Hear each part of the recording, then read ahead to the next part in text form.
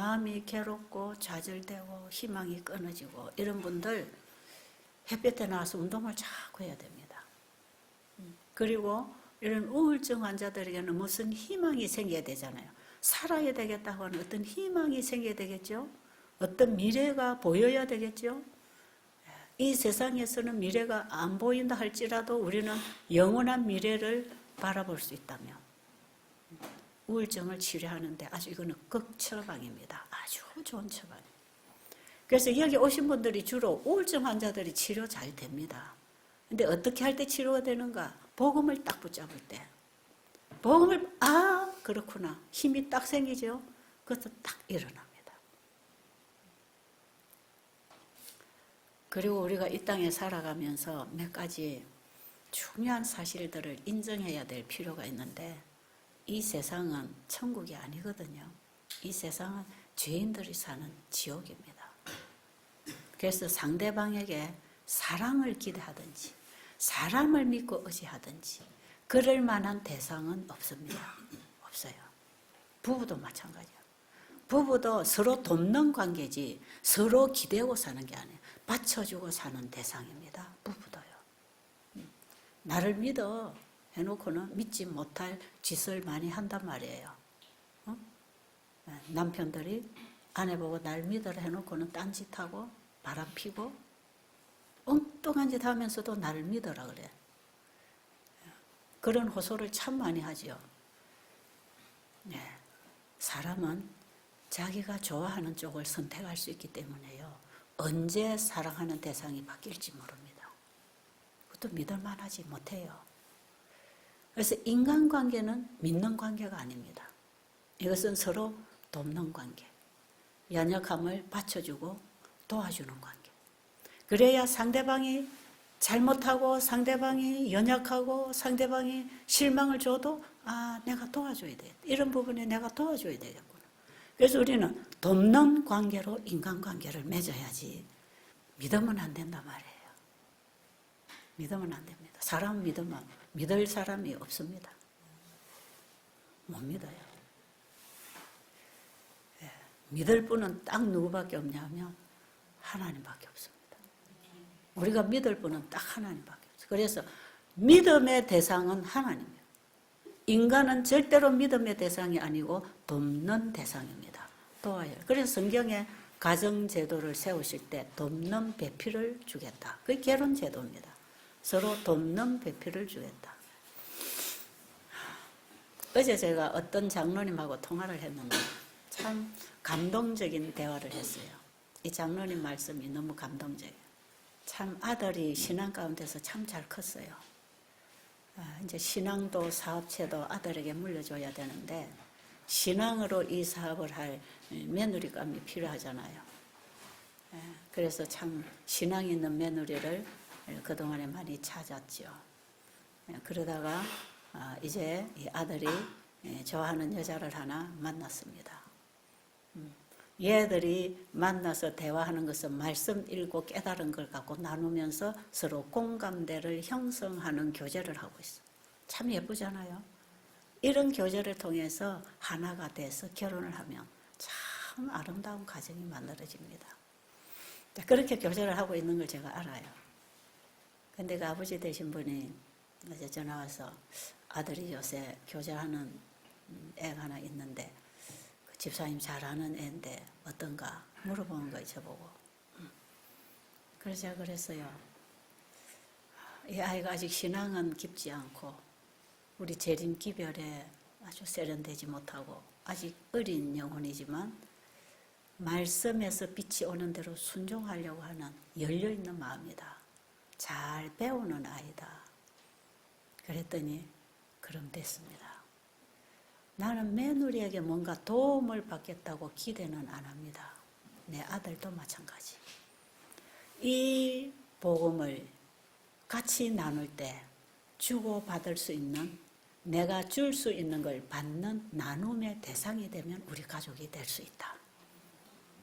그런 얘기를 하대요. 야, 나 장로님 참 멋있다.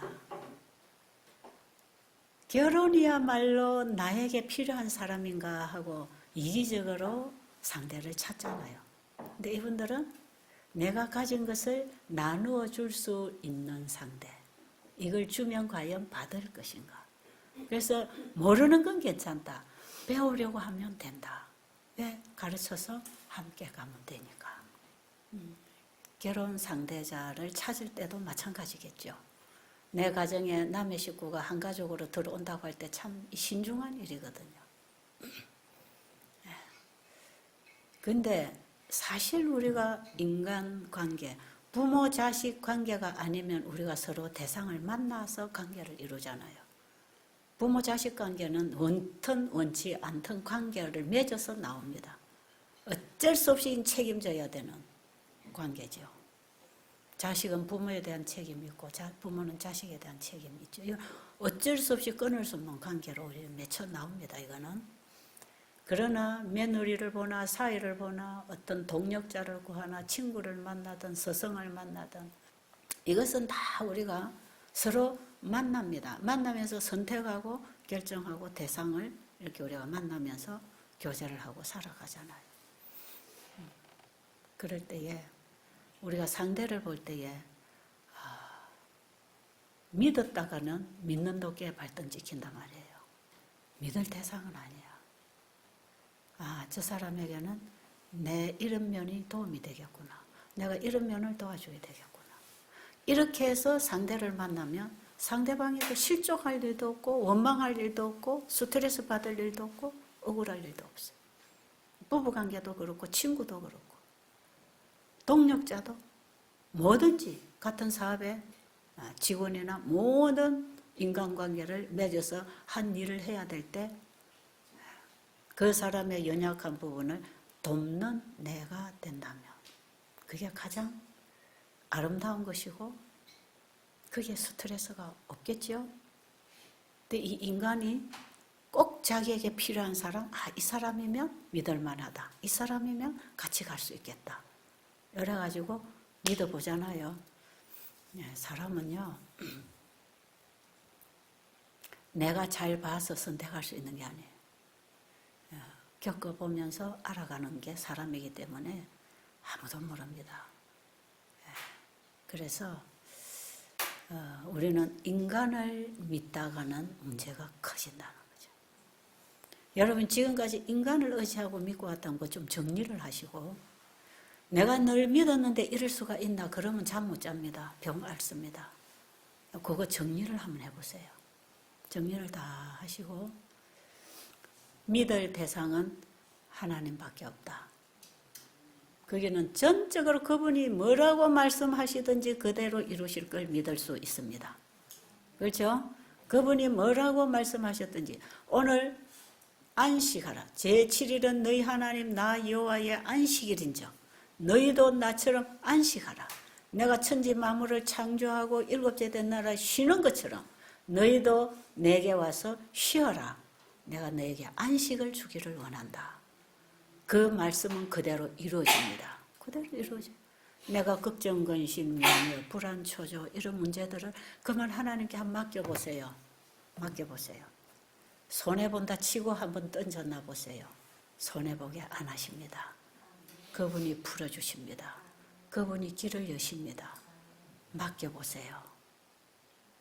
내가 힘들고 괴롭고 스트레스 받고 병 오는 것은 내가 하려고 하니까 내 마음대로 되기를 원하니까 상대방이 내 마음대로 해주기를 원하니까 거기서부터 오는 갈등과 스트레스 있습니다. 여러분 사람은 오래 살면서 경험하면서 더 많이 배우면서 성숙해지는 것 같지 않습니까? 나이가 들면서 고집으로 굳어져 버리면 그건 참 골치 아픈 사람 됩니다. 나이가 들수록 자기 생각을 딱 굳혀가지고 고집 피우고 안 받아들이고 안 배우고 이런 사람처럼 힘든 사람 없어요. 늙어갈수록 자꾸 배워야 돼. 손주한테도 배우고. 그래서 저는 제일 많이 배우는 데가 내 자식입니다. 자식, 손주. 세대가 이렇게 되어가고 있구나. 그래.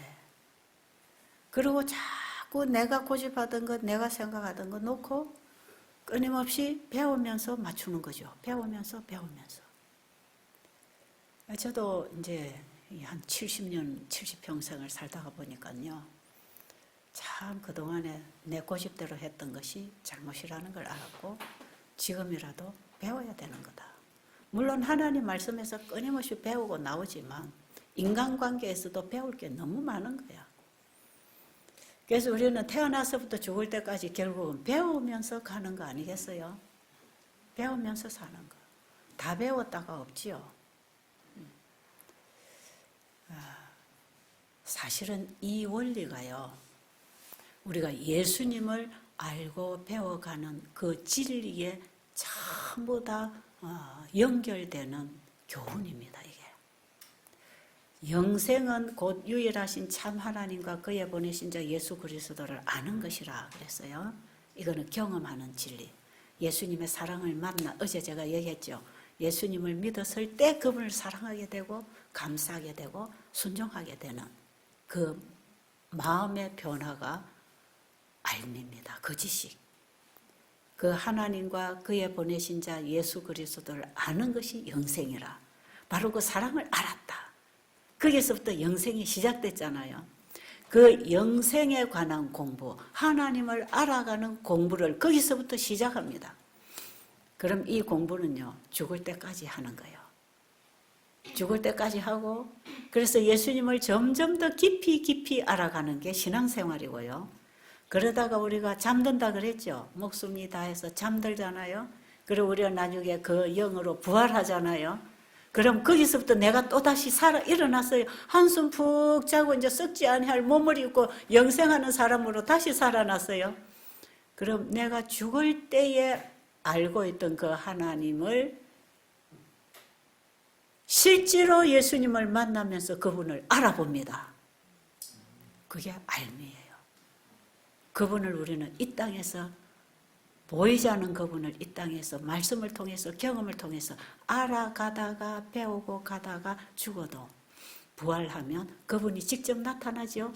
예수님 직접 재림하시죠. 그분을 바로 알아보죠.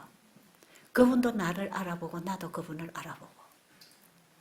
그런데 이 경험을 하지 않고 그냥 건성건성 교회를 다니던 사람들은 성경의 마태복음 25장에 보면 이 두 부류를 슬기로운 처녀와 미련한 처녀로 비유를 하고 있어요. 그런데 슬기로운 처녀는 예수님을 아는 지식에서 자라간 사람들이 성령 충만한 사람이고요. 그분을 아는 지식, 깨달음이 전혀 없는 사람은 기름이 없는, 성경의 가르침은 받았지만 내 안에 경험이 없는 사람을 기름이 없는 사람이라 그래.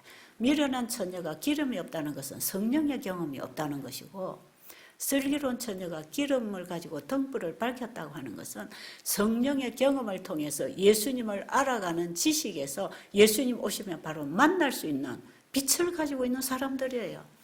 그러니까 이 미련한 처녀에게 예수님이 나중에 뭐라고 하십니까? 내가 너를 도무지 알지 못하노니 불법을 행한 자들아 떠나가라. 거기에 해당합니다.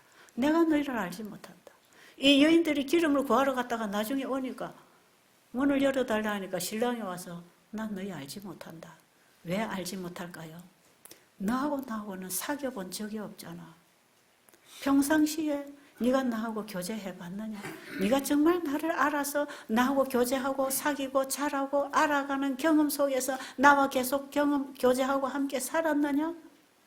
안 살았느냐? 그걸로 예수님 재림 때 영생이냐 아니냐가 결정되게 돼 있어요. 성경에는 여러 가지 방법으로 우리가 구원 얻는 길을 열어주고 있는 겁니다.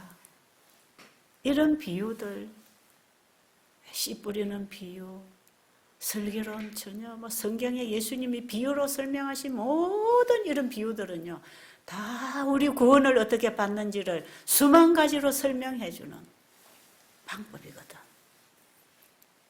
우리가 예수님을 알아야 합니다. 예수님을 알아요. 그 예수님을 알아간 그 예수님과 이 땅에서 영적으로 말씀으로 같이 먹고 살고 교제를 했기 때문에 그 아는 예수님을 나중에 우리가 부활했을 때 딱 보면 그분이 딱 나타나 있잖아. 아, 주님, 제가 주님을 얼마나 기다려왔게요. 제가 주님 만나기를 평생 기다리고 살았습니다. 바로 주님이군요. 바로 알아보죠. 그다음 주님도 우리를 알아보니까 자기 신부로 맞이하는 거고. 평상시 이 땅에서 예수님 아는 지식이 없으면 나중에 그 자리에 가서 나는 모른다. 난 너를 도무지 알지 못한다. 여러분, 우리가 이 땅에 태어나서 수많은 말을 듣고 사는데 그 중에 가장 불행한 말은 내가 너를 도무지 알지 못하노라. 최후의 예수님 재림 때 내가 너를 도무지 알지 못한다. 그 선고, 그 말씀, 이보다 더 슬픈 말이 우리에게 어디 있겠습니까? 이보다 더 슬픈 단어는 없을 겁니다. 예수님이 나에게, 우리는 예수님을 맞이할 거라고 재림을 기다리고 살았는데 내가 너를 알지 못한다. 그보다 더 슬프고 더 불행하고 괴롭고 고통스럽고 좌절되고 끝장이야, 끝장. 그때는 끝장. 기회는 지금이라.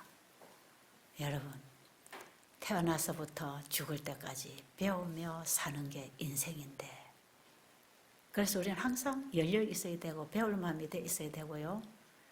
그 중에서 우리가 하나님 아는 지식으로 끊임없이 하나님을 배워가는 것, 이것이 신앙생활이라는 것입니다. 그래서 우리가 육의 사람이 살아가는 세상 삶이 있고 우리가 영의 사람이 살아가는 하나님을 알아가는 신앙 삶이 있잖아요. 이 신앙의 삶이 우리의 육의 삶을 만들어서 하나로 이렇게 우리가 그 사람 육의 생각은 점점 후퇴하고 속 사람이 점점 성장해서 우리의 온 삶이 하나님의 영광을 드러내도록 장성한 분량에 이르기까지 우리는 신앙에 자라나는 경험을 하고 살아야 됩니다. 이런 게 신앙생활 하는 것이에요. 이렇게 살 때에 몸에 있는 병이 물러갈까요? 안 갈까요? 몸에 있는 병 물러갑니다. 왜? 복음이 생활에 실천되는 것이 건강개혁이고요. 우리의 식생활이, 생활 습관이 잘못돼서 생긴 게 병이라면 우리의 생활 습관을 고칠 때 회복이 되잖아요.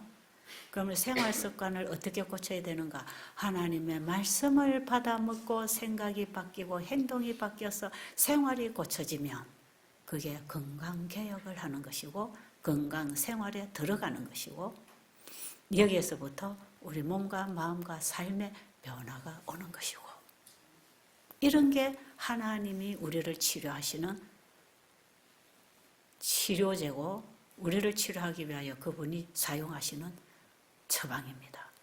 그렇기 때문에 우리는 여기서 하나님의 치료를 받아야 이 땅에 사는 동안에 그 사람도 건강할 것이고 우리의 속사람은 그 말씀을 먹고 끊임없이 하나님을 배워가고 있기 때문에 그리스도의 장성한 분량에 이르기까지 성장하는 신앙생활을 할 수 있는 것이고 50년 전에 교회 다닐 때나 30년 전에 10년 전에 교회 다닐 때나 지금이나 똑같다. 그것은 다 죽어 있는 것입니다. 그건 육입니다. 영이 살아있지 않습니다. 신앙생활은 제자리 걸음 없습니다. 여러분 아이가 태어났는데 항상 누워서 똥만 싸면 그 아이는 병든 아이지 자라는 살아있는 아이가 아니에요. 죽어가는 아이예요. 자라야 될 나무가 더 이상 자라지 않고 멈추는 것은 죽어가고 있는 거예요. 우리가 영적으로 예수님을 알고 교회를 다니고 있었지만 이걸로 끝나고 그 상태만 날마다 평생 교회만 들쑥날쑥 이렇게 살아가는 이 신앙, 영적으로 내가 하나님을 더 깊이 알아가는 성장이 없이 변화가 없이 신앙생활을 한다는 것은 이미 영적으로는 다 죽어있는 상태예요. 육만 살아있는 거죠. 예배도 육으로 드리고 교회도 육으로 가고 설교도 육으로 하고 전부 육으로 하는 거죠. 그러면서도 자기는 신앙을 하고 있다고 착각하게 만들어 놓은 게 사단의 기만술입니다. 사단에게 속고 있는 거예요. 저는 우리 수양원에 오신 여러분들, 제가 나가서 만나는 숱한 영혼들, 저는 집에서 만나든 나가서 만나든 저에게는 너무나 소중한 분들이에요. 하나님께서 나에게 마지막 기회로 만나게 해주신 영혼들일 수도 있다. 그렇기 때문에 이 영혼들이 정말 저하고 만났을 때에는 제가 이들이 살아날 수 있는 생명의 기별을, 복음을 줘야 된다. 여러분, 복음을 전하는 건요, 나를 전하는 게 아니잖아. 나를 전하러 다니는 게 아니야. 나는 이런 사람이야. 나는 이런 일을 이렇게 많이 했어. 나는 이런 걸 많이 경험했어. 이 나를 전하러 가는 게 아니고, 나를 이렇게 만들어주시고 가르쳐주신 그 예수님을 전하는 거 아니겠어요? 그 예수님을 전하는 게 복음 전도자입니다. 선교사라고 하는 사람은 예수님을 전하는 사람이지 나를 전하는 게 아니다 말이에요. 복음 전도자는 나를 전하는 게 아니에요. 엘렌 G. 화이트 여사 말씀해 보면 설교자들이 가장 주의해야 될 게 뭐냐면 설교에 자아가 드러나지 않게 하라 그랬어요. 설교, 모든 설교에 자아가 드러나지 않게 하라. 그리고 앉아있는 청중, 듣는 청중 외에 우주 청중 앞에서 설교하라. 우주 앞에서 설교하라. 굉장히 두려운 얘기죠. 우리의 설교까지도, 복음 전도자의 설교까지도 하늘의 검증을 받고 있다는 거예요. 우리의 일거일동의 생활만 검증받는 게 아니에요. 복음 전도자들의 설교에도 하늘 우주 거민들과 천사들의 앞에, 하나님 앞에서 검증받고 있는 거예요. 정말 네가 내 영광을 위하여 나를 전하고 있는지, 내가 너에게 준 걸 가지고 너를 전하고 있는지. 굉장히 엄숙한 거 아니겠어요? 저도 그동안에 30여 년 이상을 복음을 전하고 살아오는 사람으로서 조금이라도 나의 이기심과 나를 세우고자 하는 정신에서 복음을 팔아먹고 있지 않았는지, 이런 굉장히 엄숙한 일이에요. 엄밀한 중에 우리의 중심을 보시는 하나님은 선악간에 다 심판하신다는 거예요. 그래서 우리는 사람 앞에 사는 게, 사람 앞에는 얼마든지 속이고 가리고 말도 얼마든지 듣기 좋게 행동도 보기 좋게 할 수 있지만 하나님은 거기에 속는 분이 아니에요.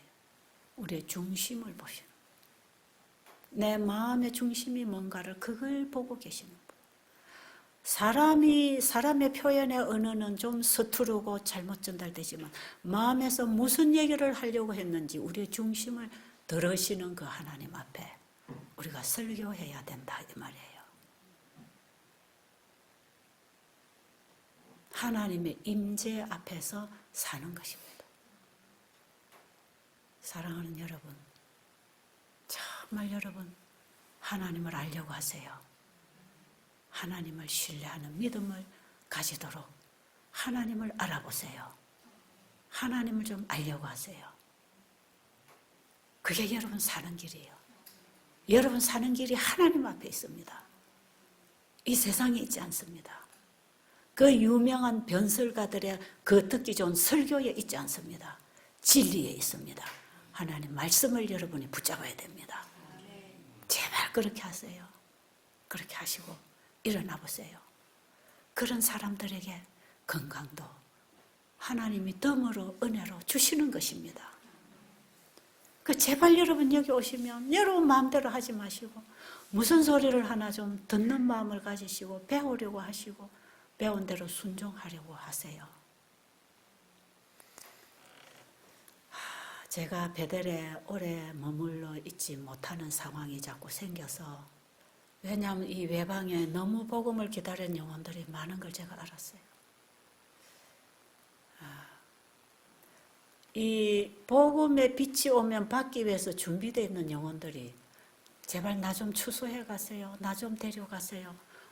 정말 진리를 찾는 그런 심령으로 복음을 기다리는 영혼들을 제가 만나게 되면서 이 땅에 이 복음이 나가야 되겠구나. 그런 절실함을 제가 느끼고 있습니다. 그래서 제가 베델에 제가 오래 머물러 있지 못하고 또 나가야 되고 또 나가야 되고, 그러나 제가 베델을 이렇게 돌아올 수 있도록 단 열흘이나 일주일이라도 제가 베델을 왔다 가야 되는 이런 스케줄을 잡고 있는 것은 그래도 내 집에 오는 영혼들이 우리 전도사님이나 선교사들이 잘하고 있지만 그래도 내 집에 있는 영혼들을 내가 한번 챙겨보고 싶고 도와드리고 싶고 대접하고 싶은 그런 심정이 있어요. 저는 여기 우리 전도사님한테 참 감사함을 많이 느낍니다. 이렇게 베델에 찾아오는 영혼들에게 그 예수님을 가르쳐주고 싶고 복음을 전해주고 싶어서 열심히 가르치고 복음을 전하고 있잖아요. 아직도 나이가 젊고 어립니다. 목회자로 일을 하다가 그 길을 버리고 이렇게 병들고 아픈 분들을 위해서 봉사하려고 평신도로 뛰어내려온 참 훌륭한 전도자예요. 열심히 전하고 있습니다. 아직은 연륜이 짧기 때문에 우리 어르신들이 볼 때에 아직 어린 아이와 같이 느껴질지 모르지만 참 그분은 복음 사명에 투철하고 영혼들을 구원하려고 하는 애정이 많은 사람이니까 정말 여러분들이 이곳에 오셔서 혹시 밖에서 제 얘기를 듣고 유튜브를 듣고 여기 오셨다가 혹시 저를 못 만나서 또 섭섭해하는 분들이 계실까? 그에 대한 부담을 제가 가지고 있어요. 그래서 제가 정말 지금 저 동남아 쪽에 제가 그냥 안 오려면 1년 내내 안 올 수 있는 스케줄이 다 잡히고 있어요. 그 주변 국가들로 전국으로 정말 바쁘게 움직여야 되는 스케줄이 잡히고 있지만 그래도 한 달에 한 번 정도 단 며칠씩이라도 저희 수야원에 찾아오시는 분들을 대접해드리고 싶은 마음으로 제가 이렇게 오고 있는 거예요. 제가 뭐 보이지도 안 하고 여러분들 얼굴도 한 번 쳐다보고 정말 여러분 가까이 제가 다가가 인사도 못하고 있는 처지지만 제 마음이 그런 겁니다. 그래도 내 집에 오신 이 영혼들이 주님을 붙잡고 가도록 단 며칠이라도 제가 만나는 분들에게 이 얘기를 해줘야 되겠다. 제가 밖에서 일을 하고 다니다가 베델에 오시는 분들을 생각할 때 내가 가야 된다. 이제 이번에도 제가 태국에서 집회 마치고 마지막에 스태프들하고 다음 집회를 위해서 준비를 하면서 그때는 바로 일주일 후에 또 다음 집회가 연결되는데 그럼 안 가고 여기 계시면 어떻겠습니까? 이런 얘기 해요. 제가 안 된다. 가야 된다. 일주일이라도 가야 되고 열흘이라도 가야 된다. 내 집에 찾아오시는 분들이 계신다. 제가 그런 마음으로 여러분 만나고 있어요. 제가 여러분들 만나서 잠깐 만나는 시간에 무슨 얘기 해주고 싶을까요? 여러분, 우리가 믿을 수 있는 분은 예수님밖에 없습니다. 그분을 믿고 붙잡으세요. 그 얘기 해주고 싶은 거죠. 그래야 우리가 영원한 영생의 나라에서 주님과 함께 영원히 사는 그곳에 가야 되는 거 아닙니까? 우리가 이 땅에 이 죄악 세상에 길게 살아야 100년 사는 거, 100년 살아도 고생과 수고만 잔뜩 하면서 고통당하다가 사고나고 병들고 이런 괴로움 속에 사는 이 인생이 전부라면 하나님은 우리를 태어나게 안 하십니다. 안 하시죠. 하나님은 100%가 사랑이신 분이에요. 하나님의 자녀들이 이 고통당하고 살다가 죽을 건데 예수 안 믿으면 지옥이나 가고 이렇게 죽을 건데 왜 우리를 태어나게 하셨겠습니까? 하나님 그런 분이 아니에요. 아담 하와가 죄를 받아들인 이후에 우리는 죄의 후손들이 태어났고 우리를 다시 구원하는 구원 작업을 그분이 펼치시려고 태어나게 하셨단 말이에요.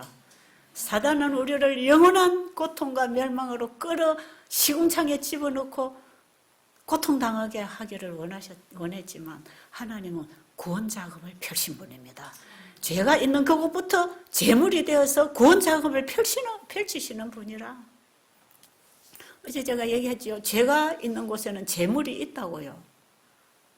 죄가 있는 곳에는 그리스도가 제물이 되셔서 우리를 대신해서 죽어주셨기 때문에 우리에게 구원이 보장되어 있단 말이에요. 제발 이 얘기를 여러분 좀 잊어버리지 마세요. 이런 사실을 여러분 좀 알려고 하세요. 뭐합니까? 여러분 여기서 밥 먹고 놀면 되는데 뭐합니까? 누가 돈을 벌어 오라 합니까? 밥을 해달라 합니까? 애들이 칭얼거립니까? 여러분 인생에 있어서 여러분에게 주어진 단 한 번의 기회일 수도 있습니다. 앞으로도 이런 기회가 올 수 없고 지금까지도 없었을 수 있는 기회가 지금 여러분 병이라고 하는 것 때문에 다 나았잖아요. 지금 내 자신만을 위해서 주어진 기회 아닙니까? 그럼 여러분 자신을 구원하는 일에 이 황금 같은 기회를 사용하시기 바랍니다. 병든 것 가지고 좌절하지 마세요. 여러분이 이 땅에 태어난 목적을 성취시킬 수 있는 절호의 기회를 여러분이 가지고 이 황금 시간을 누리고 있다는 걸 아시기 바랍니다. 그래서 여러분 매 산에만 올라가서 건강만 좋아지면 되는 게 아니에요.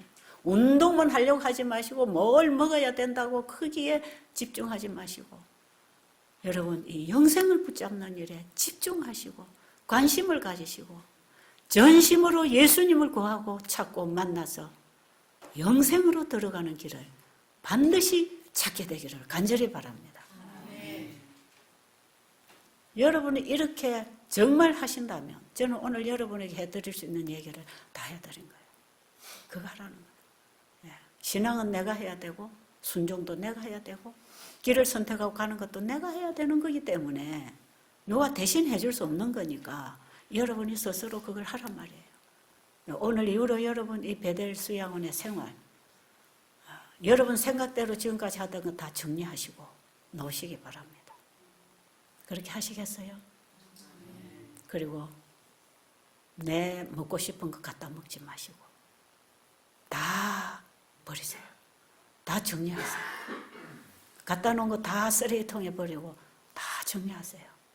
그리고 깨끗하게 방 정리하시고 목욕도 하시고 회개도 하시고 주님 앞에 제가 영생을 얻기 위하여 어떻게 신앙을 해야 합니까? 주님이 주신 구원을 내가 어떻게 붙잡는 것입니까? 여러분 구원해달라 기도할 필요 없습니다. 구원은 이미 허락되어 있습니다. 병 고쳐달라고 기도할 필요 없습니다. 병은 이미 치료제가 와 있습니다. 하나님께 사랑 달라고 기도하지 마세요. 사랑 다 쏟아놨습니다. 내가 가서 받으면 됩니다. 주는 거는 받지 않고 자꾸 이쪽에 가서 없는 데 가서 달라고 하면 어디서 오나요? 이미 다 허락된 거 내 마음 열고 받아들이면 되는데 왜 마음에는 자아로 이기심으로 가득 닫아놓고 엉뚱한 데 가서 주세요 주세요 해가지고 응답 안 온다고 하나님 불신하고 부인하고 그렇게 하지 마세요. 여러분 오늘 이후로 여러분 집에 돌아가실 때까지 며칠이 되든지 혹시 오늘 집에 돌아가시는 분이 계신다면 집에 가셨어도 그 일을 시작하시기 바랍니다. 그만 이 몸에 이미 병 들은 거 죽으면 죽는 걸로 생각하세요. 그냥 우리 한 번은 가는 길이니까 살아봐야 남은 게 뭡니까? 지금까지 살아온 인생 조금 더 연장해봐야 그 생활밖에 더 있습니까? 조금 더 재미있게 먹고 노는 거 그거밖에 뭐 더 있습니까? 그걸 구하지 마시고 영생을 구하십시오. 정말 예수님이 오늘 이 자리에 여러분 앞에 나타나셨어도 이 얘기를 해 주시지 않을까 싶습니다. 왜? 여러분을 정말 구원하고 싶으시니까 우리 예수님. 그렇겠죠? 그 예수님의 마음을 여러분이 가슴에서 조금이라도 만난다면 반응하지 않겠습니까? 제발 마음들 좀 여시고요. 좀 이 소중한 분을 알아보려고 좀 관심을 가져보시기를 간절히 바랍니다.